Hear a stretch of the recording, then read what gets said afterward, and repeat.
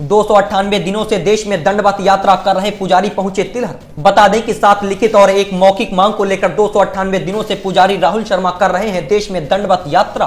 पुजारी जी जहां से गुजरते हैं उस थाने का अमला लग जाता है उनकी सुरक्षा में। वहीं अगर मुख्यमंत्री ने उनसे मुलाकात नहीं की तो वहीं शरीर त्याग देने की बात कही। नेशनल हाईवे पर एक गेरुआ वस्त्रधारी बाबा लेटकर दंडवत यात्रा में मग्न दिखे और उनके पीछे पुलिसकर्मियों का अमला दिखा।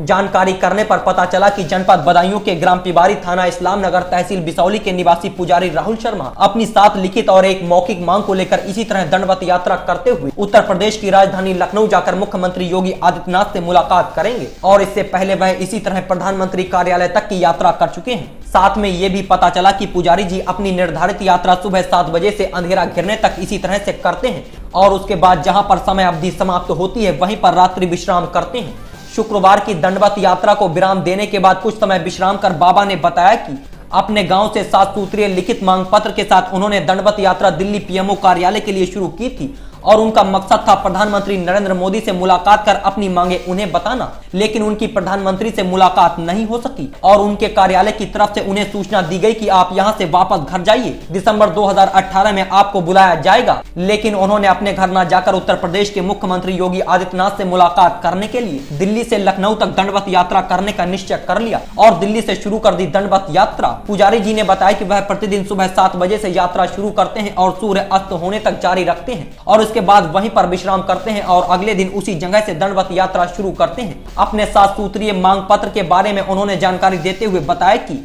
आरक्षण आर्थिक आधार पर हो अन्यथा बंद किया जाए, किसान छोटा हो अथवा बड़ा समान कर्ज माफी हो, शहीद जवानों के बच्चों की शिक्षा का खर्च सरकार उठाए और यदि शहीद की पत्नी दूसरी शादी करती है तो उसकी पेंशन या तो बच्चों को या फिर जवान के माँ बाप को मिले। सभी विभागों की तरह पुलिस के जवानों की ड्यूटी भी उसी तरह टाइम से हो और पुरानी पेंशन को बहाल किया जाए। जो बच्चे मंदिर मस्जिदों या कहीं भी भीख मांग रहे हैं उनको अनाथ आश्रम पहुँचाया जाए जिससे की उनका भरण पोषण हो सके। जो बच्चे अपने माँ बाप को घर से निकाल देते हैं उनके लिए कठोर कानून बनाया जाए जिसमें कम से कम 5 साल की सजा का प्रावधान हो। हिंदू हो या मुस्लिम सभी के लिए जनसंख्या नियंत्रण कानून बनाया जाए। उन्होंने बताया कि एक उनकी निजी और मौखिक मांग उत्तर प्रदेश के मुख्यमंत्री से है कि सभी विधायकों, सांसदों और मंत्रियों की संपत्ति की जांच सीबीआई के द्वारा कराई जाए। इसके साथ ही पुजारी राहुल शर्मा ने कहा कि या तो वह मुख्यमंत्री से मुलाकात करके आएंगे अन्यथा वहीं पर अपना शरीर त्याग देंगे। बाबा की यात्रा समापन होने पर पुलिस बल उनके रहने की व्यवस्था सरयू पुलिया पर स्थित ढाबे पर कर वापस कोतवाली चला गया, लेकिन उनकी सुरक्षा के लिए 2 गार्ड वहीं पर मुस्तैद कर दिए गए। मेरा नाम पुजारी राहुल शर्मा, ग्राम पिबारी थाना इस्लामनगर डिस्ट्रिक्ट बदायूं से मैं बिलोंग करता हूं और 22 मई 2018 को मैंने अपनी यात्रा शुरू की थी, दंडवत यात्रा, माननीय प्रधानमंत्री महोदय नरेंद्र मोदी जी से मिलने के लिए, जिसमें मैं दिल्ली पहुंचा और दिल्ली पहुंचने पर प्रधानमंत्री जी की तरफ से साफ इनकार कर दिया गया कि वो मुझसे नहीं मिलेंगे। अब क्यों नहीं मिलेंगे इसकी तो वजह नहीं पता। और अब मैं दिल्ली से लखनऊ जा रहा हूँ माननीय मुख्यमंत्री योगी आदित्यनाथ जी से मिलने के लिए, जिसमें मेरी 7 मांगे हैं। पहली मांग, आरक्षण पूरे देश में आर्थिक स्थिति के आधार पर हो अन्यथा बंद हो। दूसरी मांग, किसान छोटा या बड़ा हो कर्ज माफी एक समान की जाए अन्यथा वो भी बंद की जाए।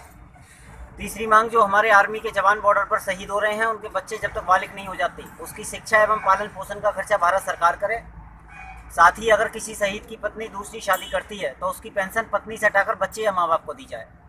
नंबर 4, हर महकमे की तरह पुलिस महकमे में ड्यूटी टाइम निर्धारित किया जाए और सन 2004 के बाद जो पुलिस की पेंशन को रद्द किया गया उसको बहाल किया जाए।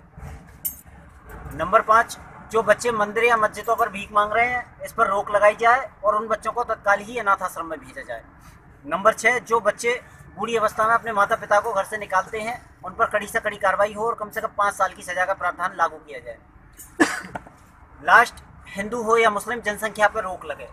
और इन्हीं 7 मांगों के साथ एक छोटी सी मांग मैंने अपने लिए रखी है माननीय मुख्यमंत्री योगी आदित्यनाथ उत्तर प्रदेश सरकार से, अपने लिए पर्सनली कि सीबीआई द्वारा सभी मंत्री एवं सभी विधायकों की संपत्ति की दोबारा जांच करवाई जाए।